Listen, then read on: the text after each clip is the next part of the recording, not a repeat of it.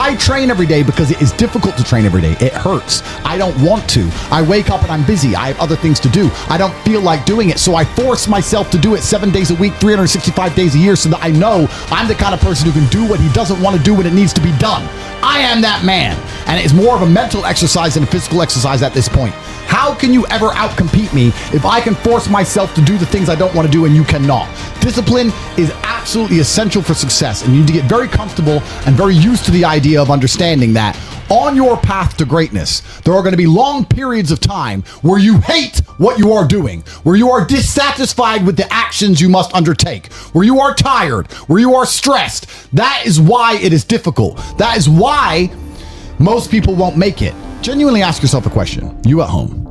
If you had done those things for the last 2 years, you never skipped a training, you never wasted time, you never scrolled TikTok, you never sat aimlessly on the internet typing in garbage, never played video games, you never wasted time.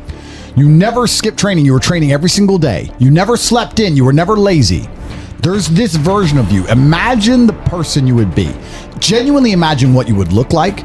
Imagine where you would live. Imagine the car you would drive. Imagine how much your woman would respect you. Imagine the love you would see in her eyes when she looks at you with adoration like a king. Imagine your existence.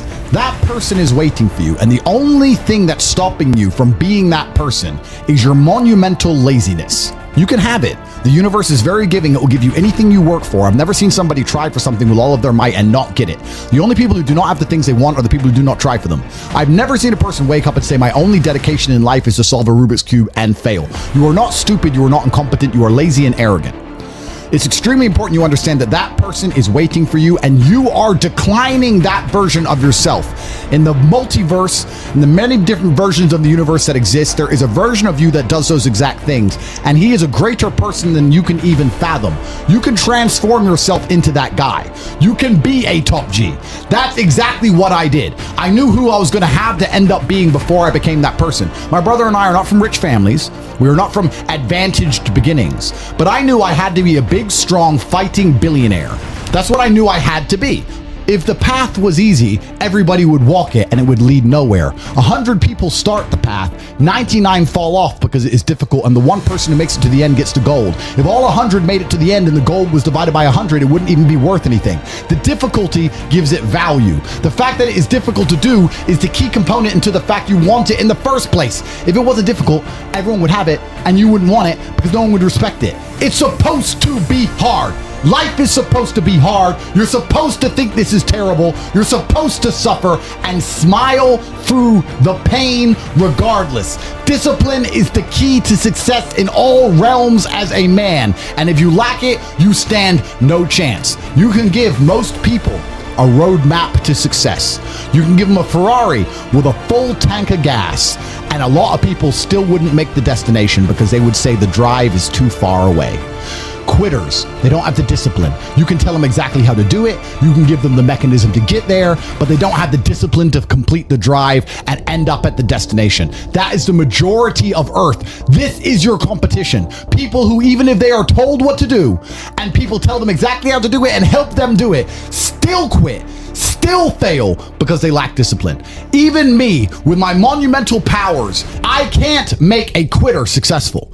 It doesn't matter how good I am. It doesn't matter how easily I make it for them to succeed. It doesn't matter how compendious and concise and powerful the real world is. It doesn't matter how much I text them and motivate them, how many emergency meetings I do to try and talk to them and hype them up, how much motivation I give them. It doesn't matter what I do. If they are a quitter, guess what they're going to do?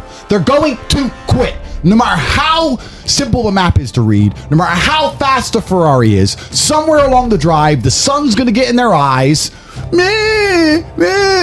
they're going to sit there and go, I don't like this, this is hard, and they're going to quit.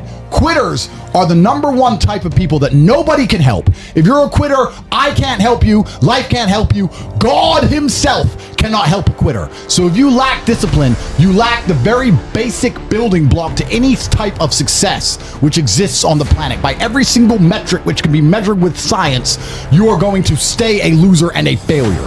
The key is to keep training. If you train hard every single day, you don't have to worry about a little bit of vitamin C. It's true. If you don't train and you don't smoke, you're still going to be a pussy. Yes. The answer is always hard work. As soon as you are granted life, you are guaranteed death.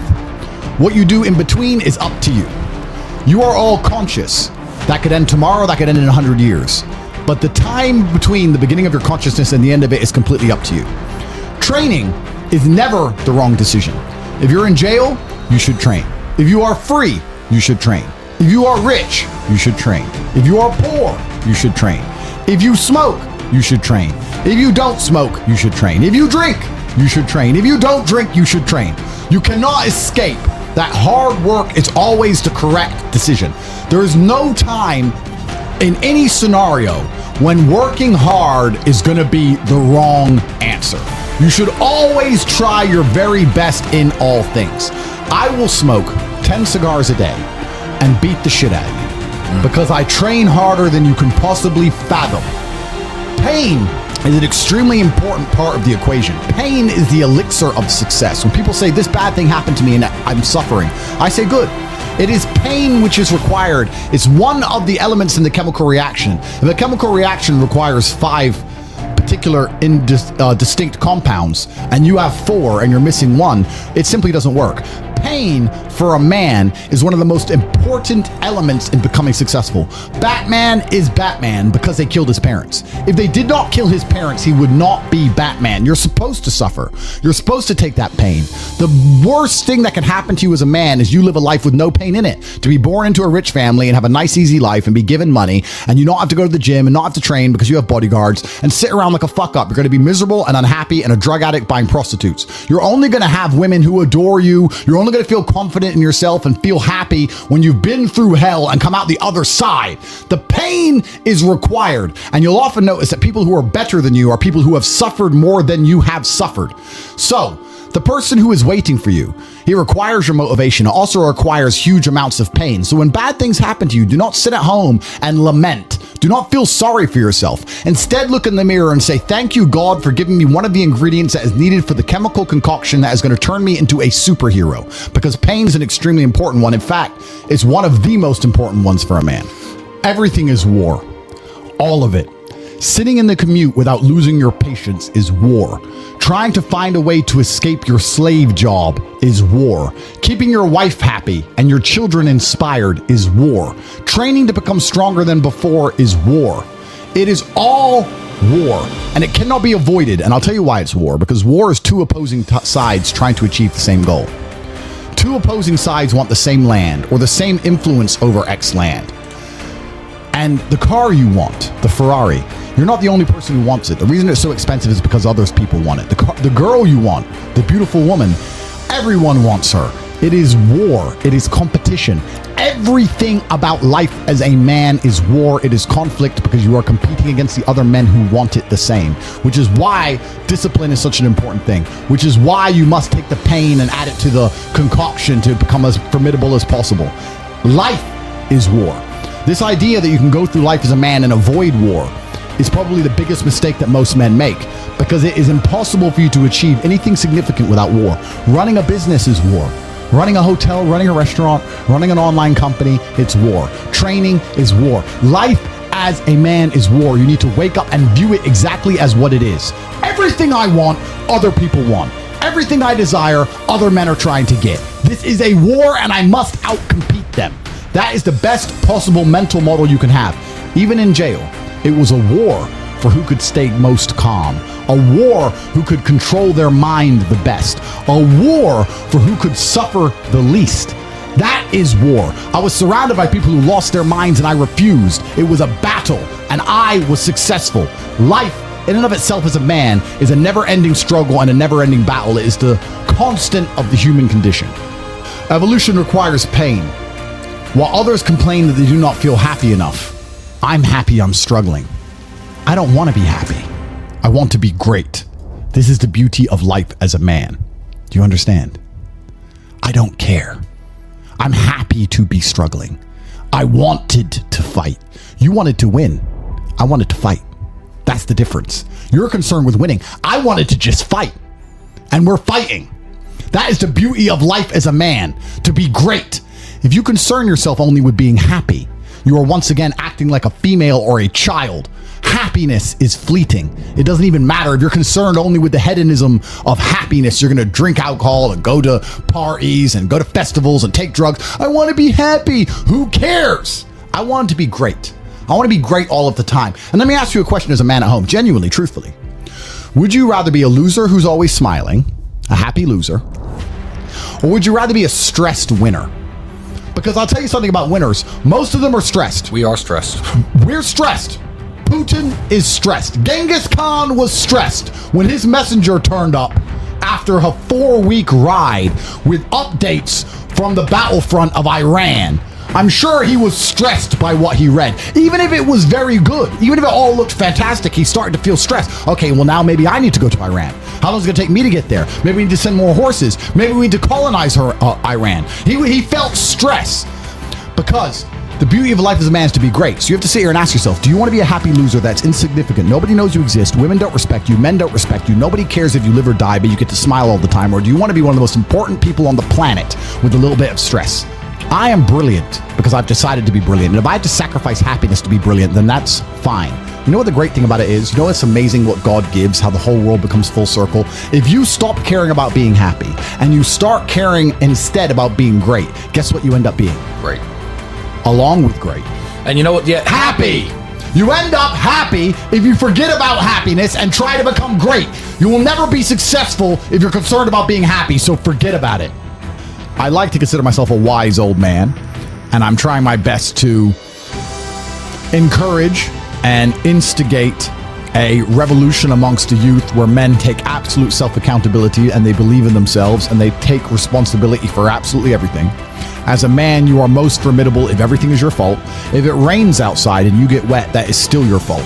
Can you control the rain? No. Could you have brought an umbrella? Yes. You need to blame yourself for all things, the good and the bad. And by doing this, you take absolute self-accountability, which allows you to build a mental model in which you will find solutions, 1. 2, avoid trouble, because you know that anything bad happens to you is your fault. And 3, be the most fearsome competitor possible, because we're living in a very competitive world nowadays amongst the elites. The people who understand that you're living inside of a fish tank are trying very hard to get out.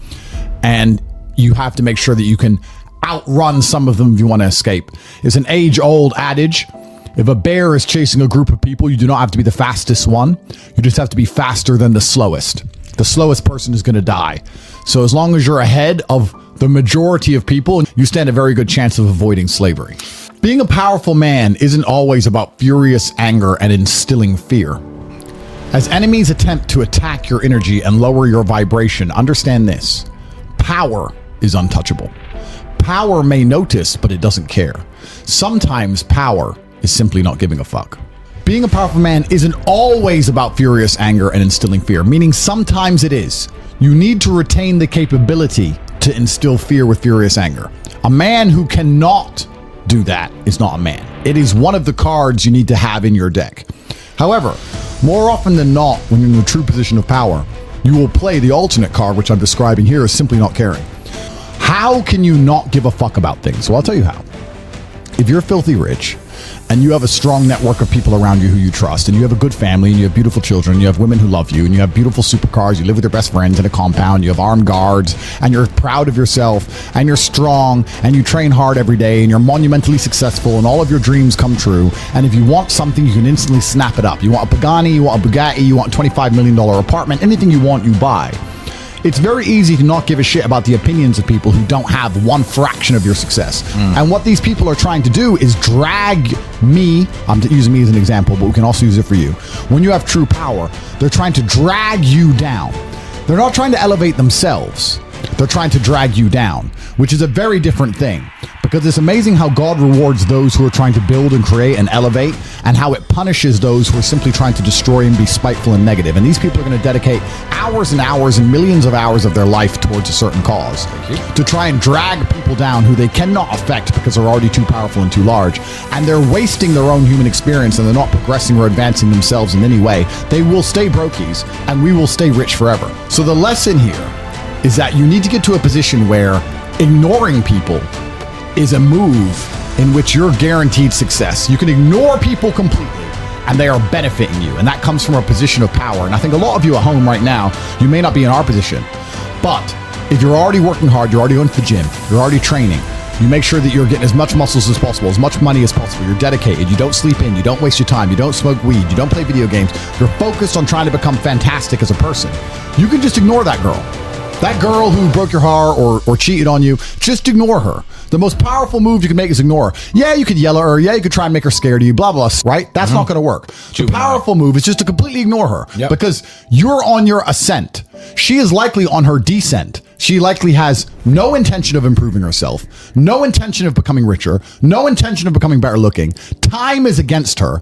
As she gets older, she's going to lose her looks. You're going to continue your ascent, and she's going to have to watch you for the rest of her life be the man that she could have been with that she's no longer good enough for. The best thing you can do is simply ignore her. That is the powerful move. And it's the same with also men. It's not even a gendered argument. There's men who want to be your friends right now or who wanted to be your friend, and they did something wrong to you. And if you're on the right path doing the right things, karma, God, the universe, whatever you want to call it, is going to teach them a lesson for simply failing to be a good person to you while they had the chance. But when you have a whole bunch of money, you take care of the people you love. And that's the masculine prerogative. And even my brother and I, anyone who's been loyal to us, who's on our team, we monumentally reward. And everyone who ever displayed cowardice or sold us out or made mistakes massively regrets it because they see how well we treat the people who are close to us. If you lack somewhere, excel somewhere else. Counter your weaknesses by honing other capabilities. If you're ugly, become filthy rich. If you're poor, be as strong as an ox. Life is unfair. The primary focus of your energies is to balance the books. And there's two different ways you could interpret that. You can, obviously, increase the attributes that you are lacking. If you have the ability to train, because a lot of people don't. Some people are born without arms and legs, but you, with 2 arms and 2 legs, are sitting at home jerking off to Pornhub, flabby and fat.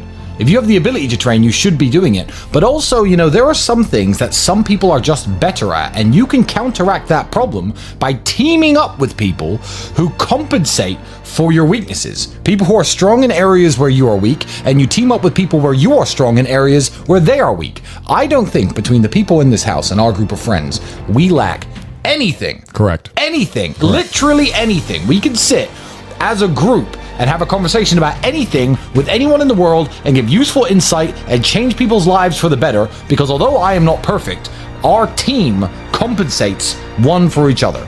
And that's the point of brotherhood. So excel in one area if you lack in others. I have people say to me, Andrew, I'm short. What do I do? I'm short. Okay, God made you short. Fine. Good. Doesn't matter. You can't change it. What you can do is become as strong as an ox and become filthy rich and monumentally important and extremely influential. You can do that. People say, I'm poor. You should be strong. Oh, I'm strong, but I don't have any money. Okay, then teach others to be strong. Yes. There's always a way you can take your advantages and use them. And by teaming up with other men, other people, you can build a team in which there are no weaknesses. So if you have a disadvantage, you also have somewhere God has given you a distinct advantage over others. And it is your duty to excel in that realm. It is your duty to become so monumentally influential and powerful within that specific criteria in which you have the capability to be brilliant, that your weaknesses no longer appear because they can be simply overshadowed by your network or overshadowed by your absolute competence. By constructing the correct mindset, you can be in the exact same scenario you're currently in, living the exact same life with a different mental model in which you view the world, and you will not only feel more powerful, you will be more powerful, you'll achieve more amazing things, you will be greater, you will be happier with the same car, the same woman, the same house, the same income, the same everything, but your mind changes the lens in which you view the world. Lenses change things. Rose tinted glasses, perhaps dark glasses. You can put glasses on, change the lens, and you can view the world differently by changing how your mind is constructed and put together and the way you view the world. That is the point of mental Aikido.